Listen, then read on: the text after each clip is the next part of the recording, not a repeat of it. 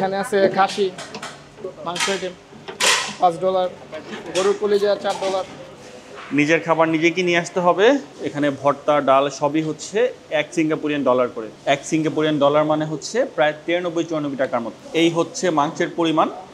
Half plate দিয়ে অনায়াসে দুইজন শেয়ার করতে পারবেন। তো হাফ এই গরুর কলিজার বাংলাদেশি টাকায় দাম পড়েছে প্রায় 300 টাকার মতো। তো এখন গরুর কলিজা খাওয়া যায়। আমি এখন আছি সিঙ্গাপুর, আর সিঙ্গাপুরেও রয়েছে অনেকগুলো বাংলাদেশি রেস্টুরেন্ট যেখানে পাওয়া যায় সব আমাদের দেশীয় খাবার। তো আজকে রাতের খাবারটা আমি তেমনই একটি বাংলাদেশি রেস্টুরেন্টে খাবো, যার নাম হচ্ছে খানা বাসমতি। তো চলেন গিয়ে দেখি এখানে কি কি খাবার পাওয়া যায় এবং কোনটার কত দাম এবং খাবারের স্বাদ কীরকম। বিরিয়ানি $7, মাছ $5, যেমন কই মাছ $4, বেলে মাছ $3। তারপর এখানে ট্যাংরা মাছ আছে $3 হয়, $4 হয়। আর এটা মুড়িঘণ্ট, এটা ফুল $3, হাফ $2। তারপর এখানে আছে ডাল ভর্তা আছে, ডাল আছে, আলু ভর্তা, মাছ ভর্তা, এটা বলা চাও চিংড়ি, এগুলো সব $1 হয়, $2 হয়, হাফ $1। এখানে ভাজি আছে পুঁইশাক, এগুলো সব $1। ভাজি ফুলকপি ভাজি, মিক্স ভাজি। এখানে আছে খাসি মাংস আইটেম $5, গরুর কলিজা $4। তারপর এখানে বুড়ি আছে, গরুর বুড়ি $4। হাঁস হাঁস ফুল $5, হাফ $3। এখানে মুরগি আছে, মুরগি হাফ $3, ফুল $5। ডাল $1। এখানে হচ্ছে সেলফ সার্ভিস, আপনি চুজ করবেন তারপর খাবার নেবেন।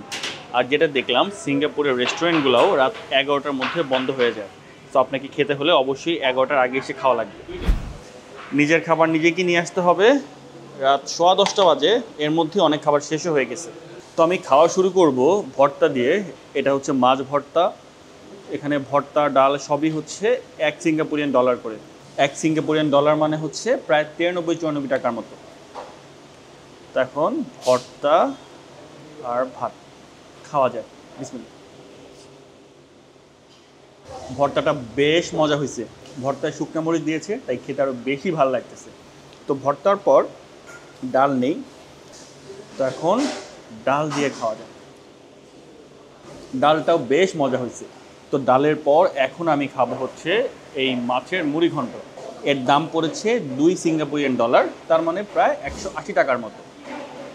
তো এখন মুড়িঘণ্ট নেই, আর এটা হচ্ছে রুই মাছ দিয়ে করা মুড়িঘণ্ট। খুবই সুন্দর একটা ফ্লেভার আমি এখনই পাচ্ছি।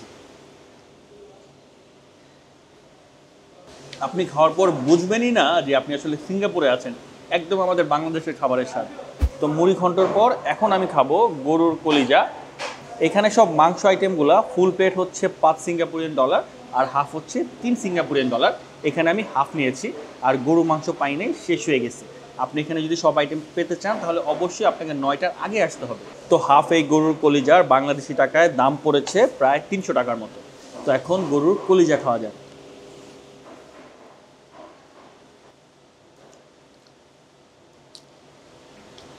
প্রত্যেকটা আইটেমেরই রান্না বেশ মজা হয়েছে।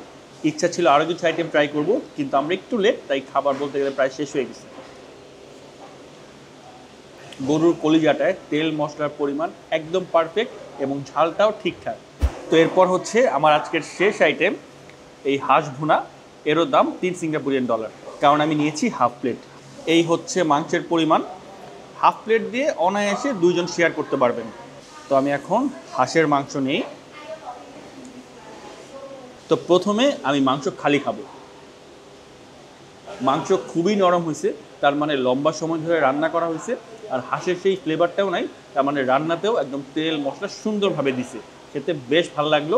তো এখন হাঁসের মাংস, ভাত আর হচ্ছে পাতলা ডাল। এই ডালের দাম হচ্ছে $1, তার মানে বাংলাদেশি টাকায় প্রায় 100 টাকার ডাল এখানে। তো এখন ভাত, ডাল আর হাঁসের মাংস।